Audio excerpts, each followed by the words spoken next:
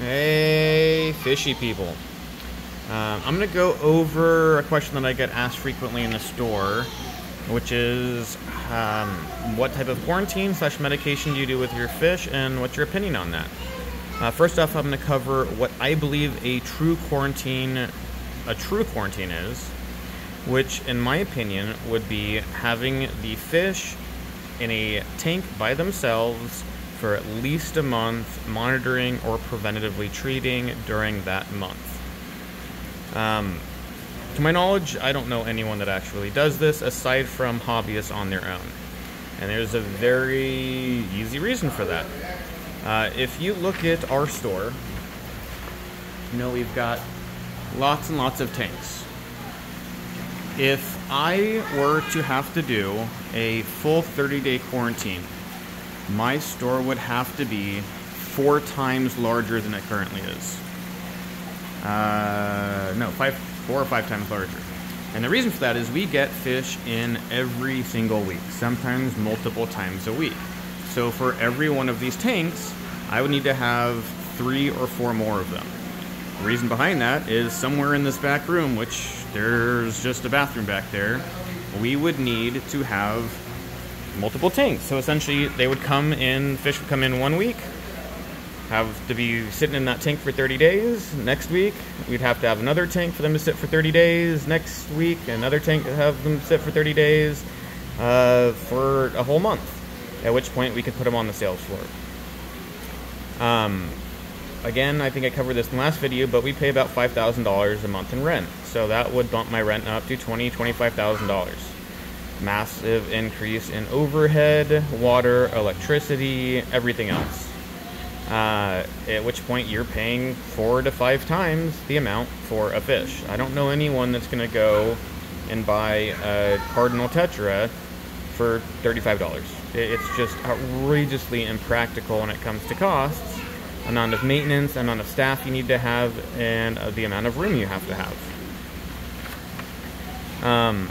Which is why, again, people might rag on me for saying this, but I don't know any stores, at least around me. I used to work in a different location. I don't know any stores around here that would ever consider doing a full 30-day quarantine on all of the fish they sell.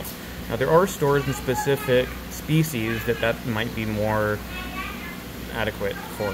Discus, for instance. If we import discus, that does go through a long, lengthy quarantine process because discus are very finicky fish, especially if they're wild caught.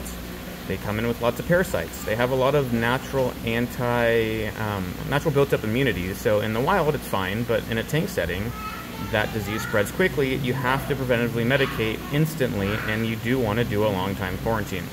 On saltwater fish, I recommend a longer quarantine. Freshwater fish, it's typically unnecessary. General methods of disease prevention is obviously going to be medication. Number one, you have to observe your fish, obviously, but medication, and there are different types of medications.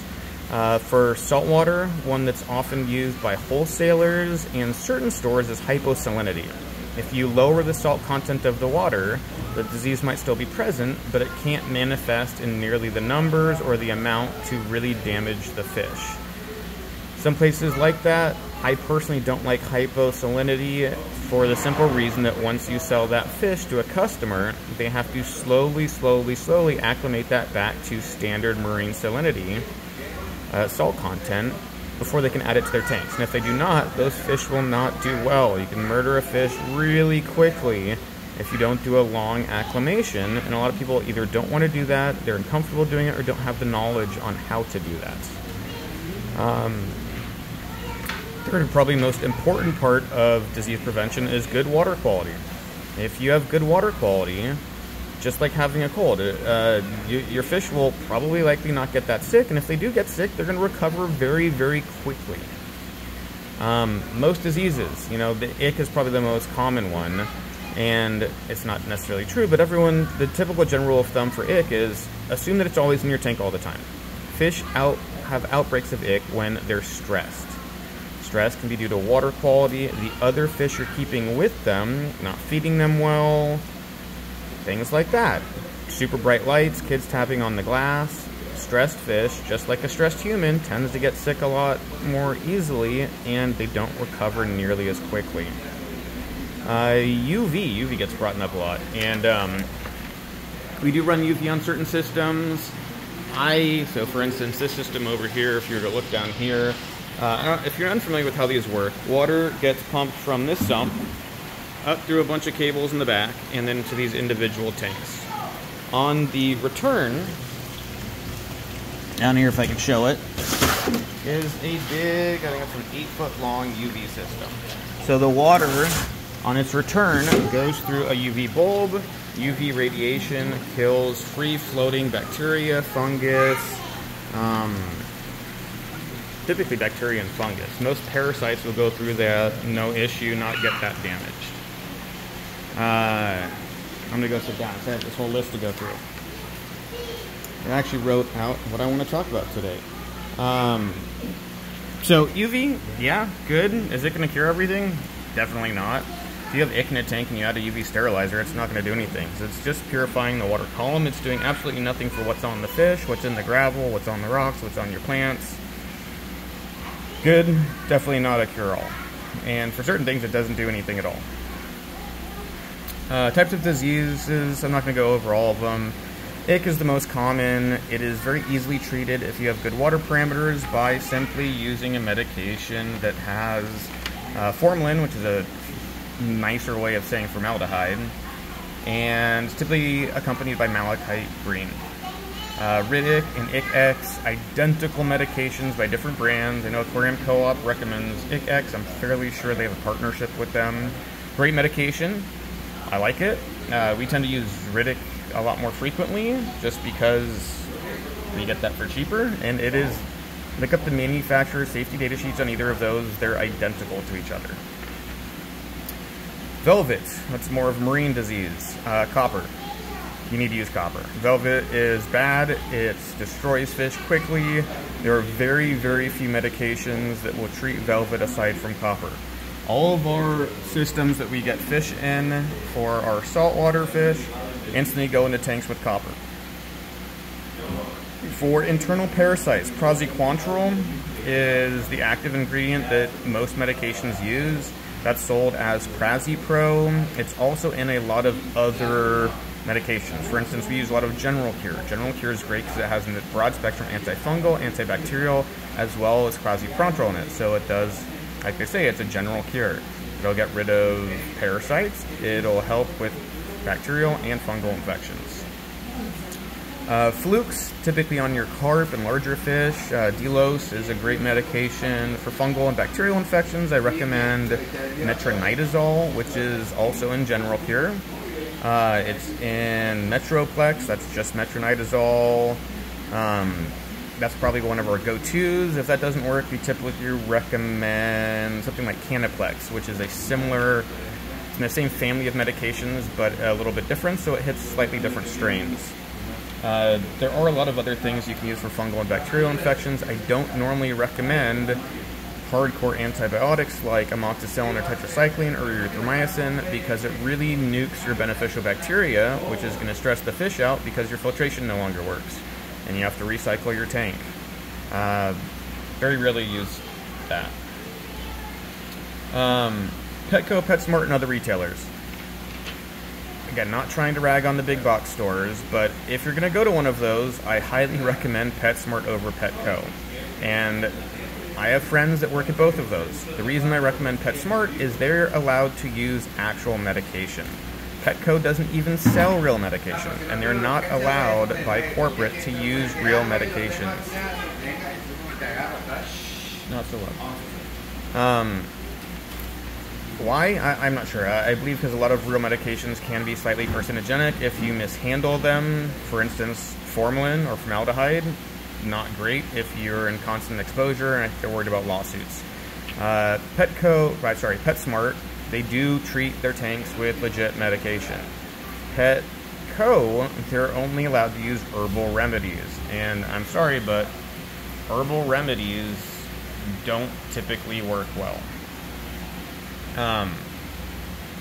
What are the big ones they use? I'm totally blanking on the names, but they're tea tree oil.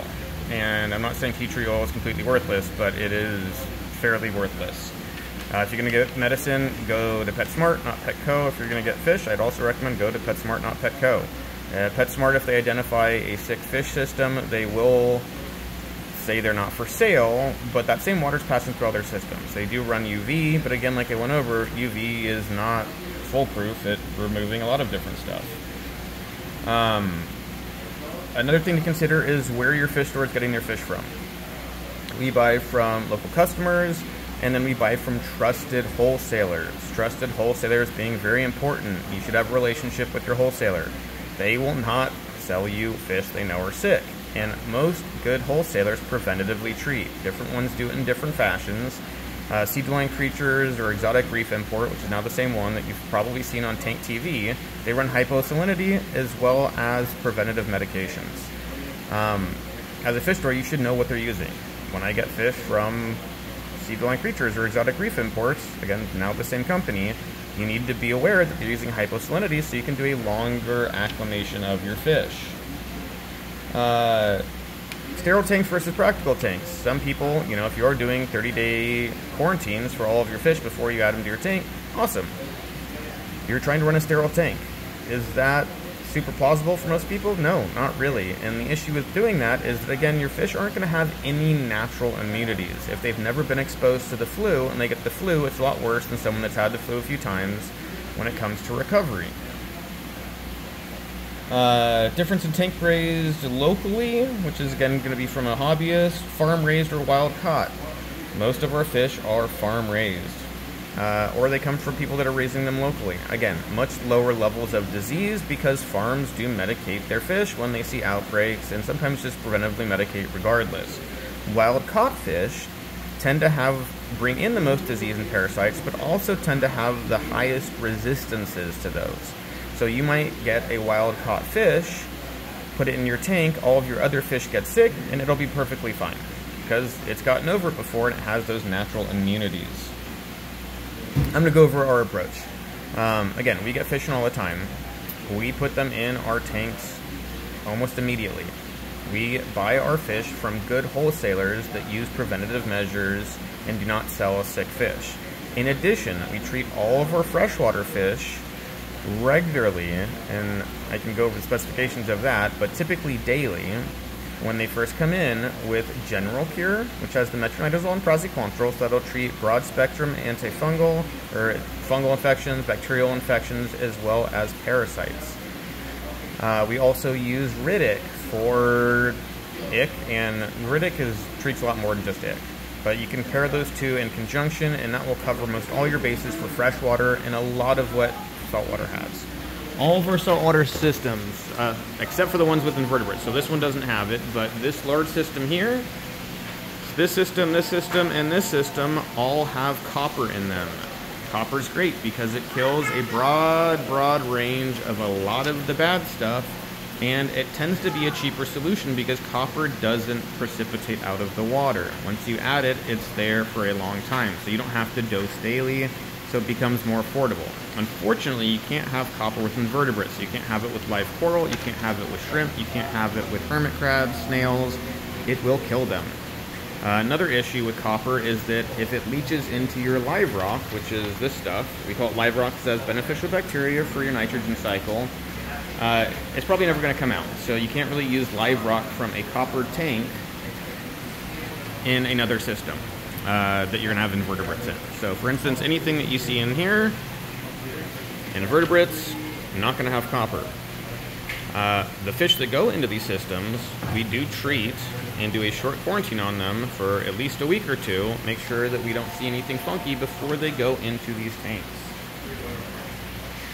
I've had people bring this up. Do fish stores intentionally sell sick fish so that they die and then you have to buy more? That is one of the silliest things I've ever heard. Why would we ever want to have sick fish in our tanks? Do you have any idea how much livestock we could use by intentionally having sick fish in all these tanks? That would just not make sense. How am I supposed to control that they die when you get them and not in our tanks? That's so silly. Not to mention, you're going to lose faith in buying fish from us. It's the worst image you could possibly have No, fish stores do not intentionally sell sick fish. If they do know that a fish is sick and they still sell it anyways, shame on them, but I would say even then, they're not intentionally making their fish sick in order to sell sick fish. Who's ultimately responsible? You are. I'm sorry, don't buy a fish that looks like it's not doing well. You know, these guys look healthy. If you see spots on a fish, if you see discoloration, if you see fuzzy stuff, don't buy it. And honestly, tell the fish store employee what's going on. We have a lot of fish. We can't, you know, we go and look at our fish all the time, but people think they're gonna upset us. I love it, love it, love it. If you see a sick fish, let me know, because then again, I can address that situation. We'll write NFS, not for sale, on the front of the tank. We might move those to a separate quarantine tank depending on the disease, and we're gonna start medicating specifically for what we see. Don't do it in an annoying way. Ha ha ha, wow, I found a sick fish, you're a piece of garbage. But yeah, politely let the staff know what's going on. That's very, very helpful. But when it comes down to it, you're responsible. You need to be keeping your water nice. You need to make sure that the stress levels are low. You need to make sure that your fish are well fed. Underfed fish get sick much easier. But once that fish is yours, it's your responsibility to take care of it. You know, comparing it to people, if your kid gets a cold, don't blame the doctor because your kid got a cold. That's silly. It's just absolutely silly. Or blame the person that delivered the baby. Hey, you delivered my baby, now my baby got sick. It's your fault? That's just craziness. Last point. Oh, I have a question for you guys. Say we did do a full 30-day quarantine on all of our fish. Would you want to wait the month to get the fish that you want? And would you be willing to pay a price that's 4 to 5 times standard? Most people I ask say no. And then the other issue is, say you buy a bunch of quarantine fish that have been quarantined for 30 days and you go to another store that's not doing that. You've now undone everything in that tank you had previously established. So it means you have to shop with the same person, have to assume that they're always doing the same thing, and then even then, some disease might slip in from, unlikely, but from a plant you purchased, a coil you purchased, a net that went from one tank to another. Again, just very, very impractical. I hope this was helpful for some of you guys. I hope I don't get hate in the comments. If you have any more questions, let us know. Have a great day and hope your tank's doing well. Bye, guys.